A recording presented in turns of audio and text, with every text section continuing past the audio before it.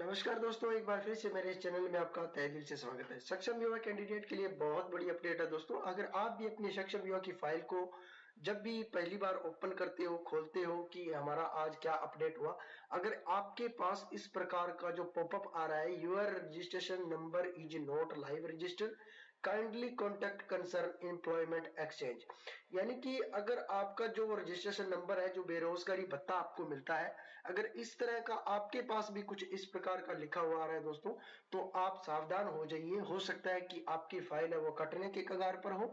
ठीक है, क्योंकि सक्षम युवा कैंडिडेट के अंदर अगर आपका एम्प्लॉयमेंट भत्ता ही काम नहीं करेगा तो मतलब कि आप सक्षम युवा की जो फाइल है उससे बाहर हो जाओगे।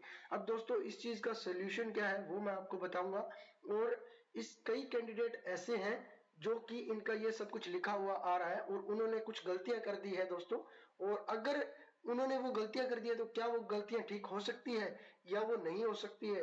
तो चलिए दोस्तों, सारी जानकारी के साथ आज मैं इसमें वीडियो में आपको बताऊंगा कि आप इसका सोल्यूशन कर सकते हैं या नहीं कर सकते हैं। और या अगर आपके पास ये सब कुछ लिखा हुआ आ रहा है तो भैया क्यों आ रहा है दोस्तों जब भी आप ना अपनी सक्षम युवा की फाइल को जो खोलते हो, ठीक है, जैसे ही आप सोचते हो कि आज हमारे पास क्या कुछ अपडेट आया, नया कुछ देखेंगे सक्षम युवा में, क्या हमें काम मिला नहीं मिला, या फिर हमारा जो भत्ता अपलोड हुआ नहीं हुआ, तो उसका जो फ्रंट पेज है ना आपको यहाँ पर देखने को मिल जाएगा, एम्प्लॉयमेंट रजिस्ट्रेशन डिटेल, एप्लीकेंट नाम वगैरह, फादर वगैरह। तो वहां उसमें डिटेल चेक कर लीजिएगा।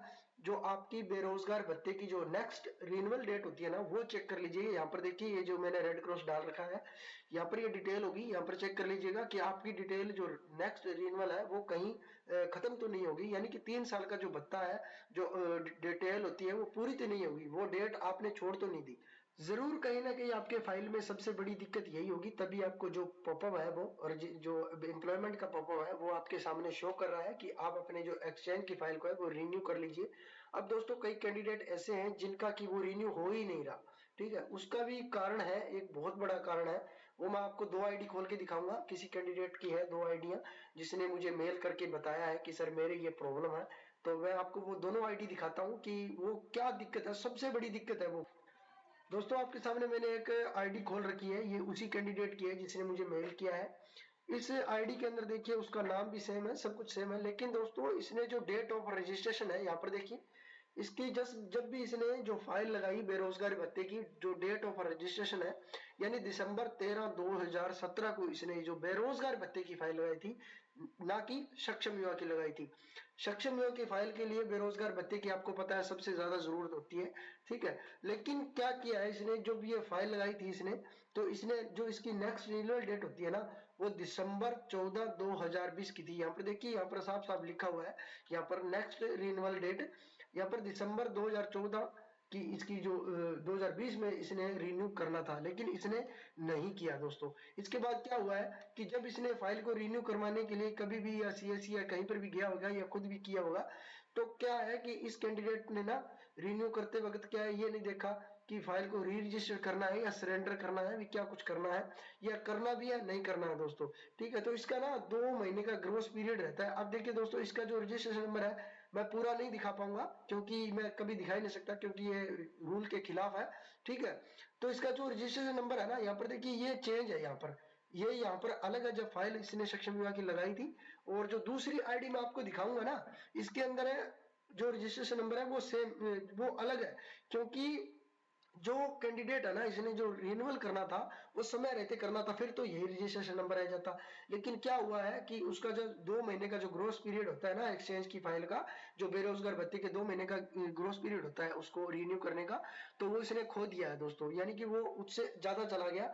और इसने क्या किया, इस कैंडिडेट ने इसकी जो री रजिस्टर जो फाइल है ना दोबारा से इसने रजिस्टर कर दिया।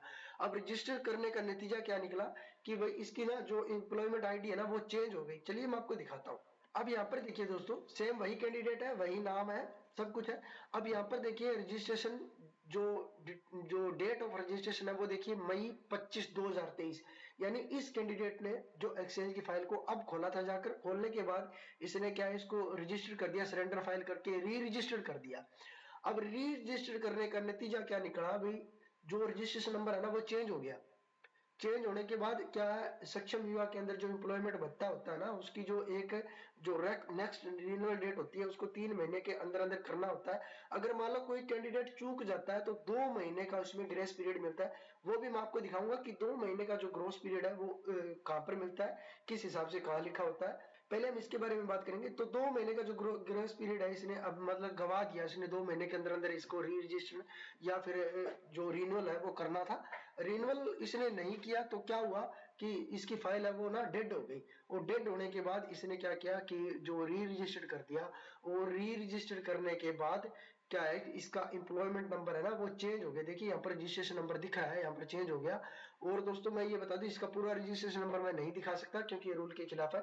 तो भाई दोस्तों इसके चेंज हो गया। चेंज होने के बाद वो जो पॉपअप है ना वो तो शो करेगा ही करेगा, ठीक है। वो तो किसी के भी एक्सचेंज की फाइल अगर डेड हो जाती है ना तो वो हाथों हाथ ही जो शो करना शुरू कर देता है कि भाई इसकी फाइल है, रिन्यू करो रिन्यू करो, तो ये करना शो कर देता है। अगर इस तरह की किसी की प्रॉब्लम है ना तो वो बहुत बड़ी प्रॉब्लम है दोस्तों। अब इस कैंडिडेट का पता है क्या हुआ है, इसकी फाइल है ना, इसको फाइल से बाहर कर दिया गया सक्षम युवा से, और भी इसका भत्ता भुत्ता सब कुछ रुका हुआ है। लेकिन दोस्तों अगर अगर अभी भी किसी के पास अगर 2 महीने का ग्रोस पीरियड बचा है ना तो वो अपनी फाइल को रिन्यू कर सकता है। चलिए वो मैं आपको प्रोसेस वो भी दिखाता हूँ, लेकिन पहले इस कैंडिडेट की फाइल वगैरह चेक कर लेते हैं। फैमिली आईडी के बारे में और भी एक दो अपडेट है वो भी मैं साथ के साथ आज बता ही देता हूँ इस वीडियो में।